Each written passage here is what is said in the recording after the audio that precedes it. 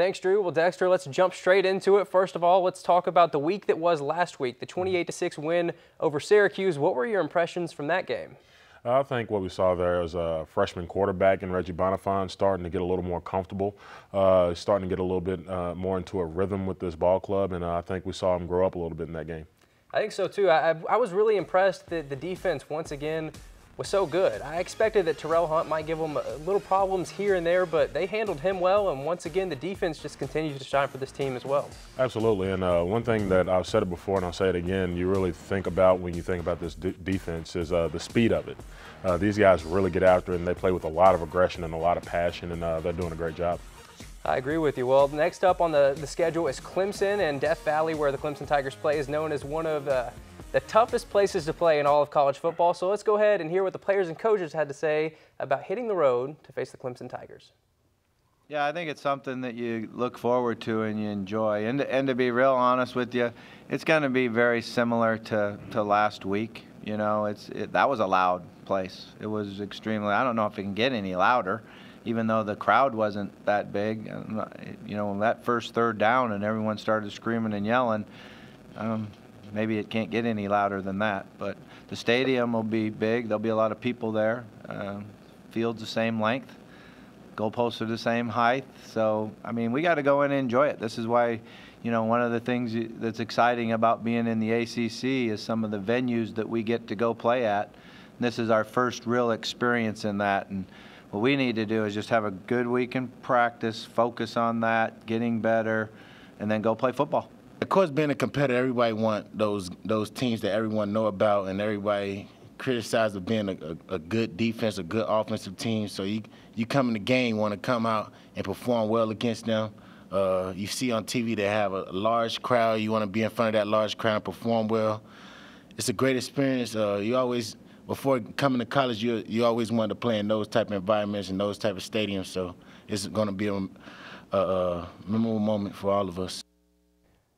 So the team seems more excited than nervous about going and playing in a place like Death Valley. As fans and media personnel, we hear the sound through the TV. Sometimes if you're at the games, you hear it. How real is home field advantage at a place like Clemson? Well, I think if you ask anybody that's played in Morgantown, like I have, you'd be able to know really quickly that it's very real. Those kinds of venues, those kinds of places, they really do add a different element to the game, particularly on third down and third and long situations, where you have to use your silent count and when you have to dial up some sort of audible that's going to counteract the blitz, or if you're trying to bring a blitz yourself.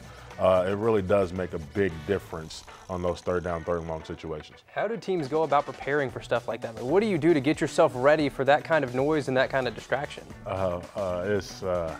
It's kind of an odd process. That is what we did in college. We had really loud speakers out there that would just play crowd noise, and it would be going on constantly during practice, so that we had to make sure we could hear each other, getting our audibles out, making sure we're communicating the right ways with hand signals and things like that.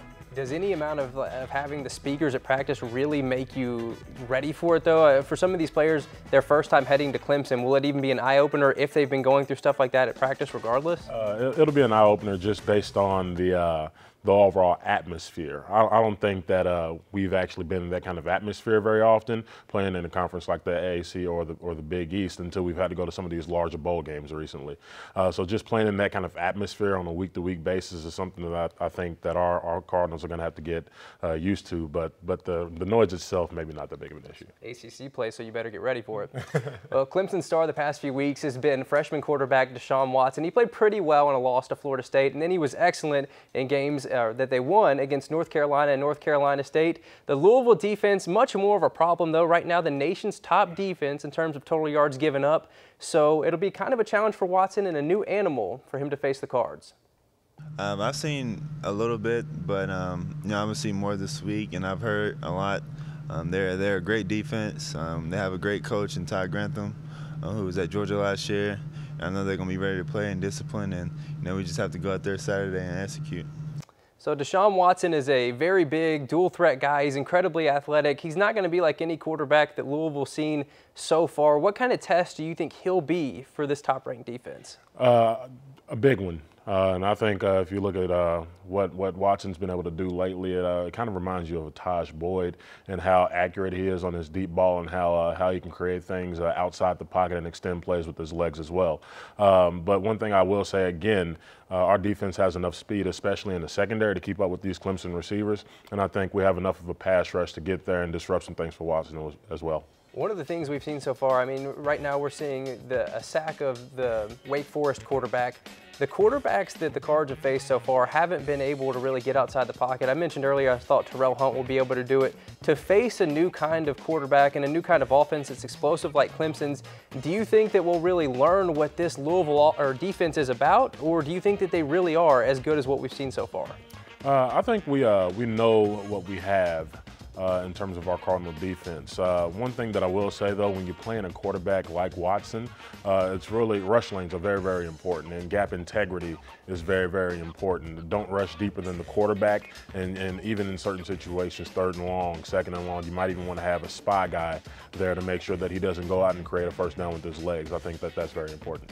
So it's going to be a big test for the defense, but also it could be an impressive performance from the offense because the Cards got huge news this week on that side of the ball. Devontae Parker likely going to make his season debut. You remember he suffered a foot injury in the preseason that required surgery, but the Cards are confident that he can return to action. Hear what Coach Petrino and the players had to say about his potential return.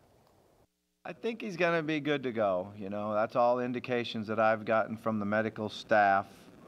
But you never know what happens on a day-to-day basis. But between our medical staff and the group that did the operation, they gave him the thumbs up to start practicing on Tuesday and hope that everything goes well. But all indications are that he'll be ready to go. It just depends on how everything goes in practice. You know, he's a special talent, and I think there's going to be some issues conditioning, obviously, you know. That he hasn't been out there, and you know, do you get soreness in other areas, muscles you haven't used, all those things. So I think the thing we have to be really good about is being smart with how we practice him, and then, you know, see where he is. Everybody's excited for that, man. We've been waiting for DP to come back. Everybody knows he's one of the top wide receivers in the nation. It just get you excited, just know that he's going to be out there making those plays. Great wide receiver, great person to be around. He's going to give us the juice that we needed on that outside, and he's an X factor, man. Great player. He excites everyone while we're out there. He's just a dominant wide receiver, man. He could go across the middle, go up top. He's just very physical, very athletic, fast, jump very high, man. One of the best athletes I ever played around, I ever seen play the game. I love the way he played. All right, this is a Louisville offense that has looked mediocre so far at best. If Devontae Parker does play, how much of a difference will he make, and will this all of a sudden go from being an average offense to a good one or even potentially a great one? I think that having a guy like Devontae Parker come back to your team, especially with the receiving core that, by many accounts, has struggled a little bit this year, it really helps in that he's a security blanket, particularly in the red zone and on the plus side of the 50-yard line. Devontae Parker becomes your big play, home run threat receiver, and that's something that we've really needed. Taking a look at the rest of the offense, Reggie Bonifant, 2 starts under his belt now. It appears that Will Gardner might be good to go this week. In your eyes, has Reggie done enough to be okay with him getting a 3rd start in a row? Or even if Reggie does start, would you like to see a little bit of Will Gardner this week? I think Reggie's done enough to not have to be taken out of the game. I think he's done enough to warrant an opportunity in this game to start and to have the opportunity to do well and play well. I think that getting him game repetitions, especially with the injury to Will Gardner, is going to be really, really important. But I really think getting Will Gardner back into the flow of the offense is going to be important as well. I would agree with you. I think that even if Reggie is playing well, you might want to get Will Gardner in for maybe every 3rd series, every 4th series, something like that, just to get his legs back under and let him know that knee's okay and that he can still play at a high level. Absolutely. So when this game, push comes to shove, will Louisville come out victorious in Death Valley? Do you think they're going to win this game? Does it hinge on Devontae Parker? How do you see this one playing out? I think we have enough to go down there and win.